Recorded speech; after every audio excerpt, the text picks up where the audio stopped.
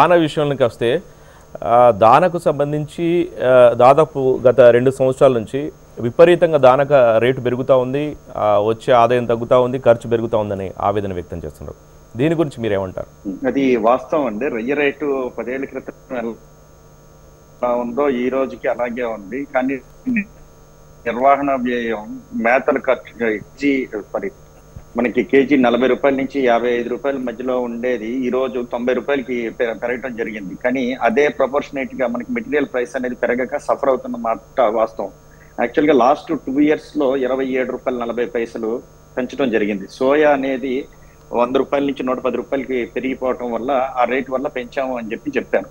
అదే soya rate ఈ రోజున కంటిన్యూస్ గా డౌన్ ఫాల్ అవుతూ వచ్చింది, మినిమం ప్రైస్ కి వచ్చింది. ఇప్పుడు గత నెల రోజుల నుంచి కొంచెం మళ్ళీ అప్ ట్రెండ్ లో ఉంది, ఒక 6 రూపాయలు పెరగడం అనేది జరిగింది, అది వాస్తవం. అయినా కూడా ఈ రోజున అదే విషయాలు అంత డేటా పెట్టి వాళ్ళ దగ్గర ప్రభుత్వం కమిటీ అందరూ చర్చించినప్పుడు 4 రూపాయలు వాళ్ళు రియాక్ట్ అయ్యి 4 రూపాయలు తగ్గించడం జరిగింది. కానీ అక్కడ ఉన్న మ్యానుఫ్యాక్చరింగ్ కాస్ట్ కి అక్కడ తగ్గించిన దానికి ఎటువంటి పొంతన లేదు అని చెప్పి ప్రభుత్వం కానీ ఈ కమిటీ కానీ రైతులు కానీ ఆందోళన చేస్తున్నమాట వాస్తవం. తప్పకుండా కనీసం ఇంకో 10 రూపాయలు మేతల ఖర్చు తగ్గాల్సినటువంటి అవసరం అయితే డెఫినెట్ గా ఉందండి. అది తగ్గించే విధంగా ప్రభుత్వం కానీ రైతులు కానీ ప్రయత్నాలు అనేవి చేస్తున్నారు, అది చాలా మంచి విషయం. అది తగ్గాల్సిన అవసరం అయితే తప్పకుండా ఉంది.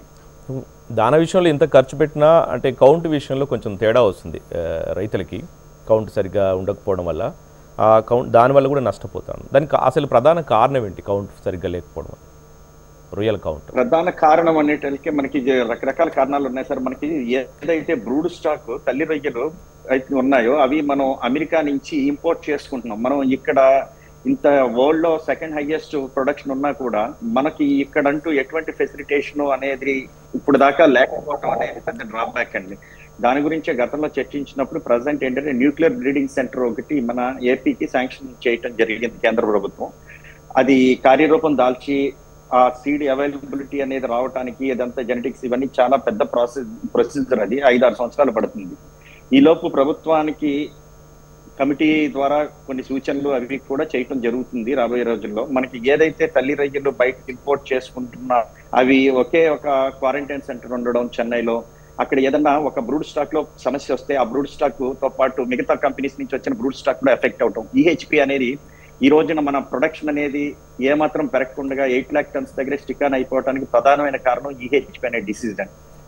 అది క్వారంటైన్ సెంటర్ లో అటాక్ అయ్యింది అనడానికి రకరకాల కారణాలు ఉన్నాయండి. గత 7-8 నెలల క్రితం ఒక పర్టికులర్ బ్రూడ్ స్టాక్ అక్కడ క్వారంటైన్ సెంటర్ కి వచ్చింది, ఈహెచ్పి పాజిటివ్ అని చెప్పి ట్రేస్ చేసి వాళ్ళు ఇమీడియట్ గా దాన్ని స్మాష్ చేయడం జరిగింది. కానీ అదే పీరియడ్ లో మిగతా బ్రూడ్ స్టాక్ మిగతా కంపెనీస్ అవన్నీ కూడా సింగిల్ క్వారంటైన్ సెంటర్ లో పెట్టడం వల్ల కంటామినేషన్ జరిగిందండి.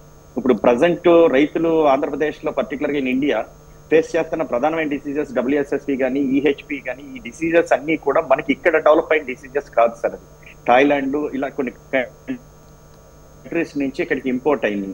ఈ బ్రూడ్ స్టాక్ మీద సరైన కంట్రోల్ లేకపోవడం అనేది ప్రధానమైన కారణం.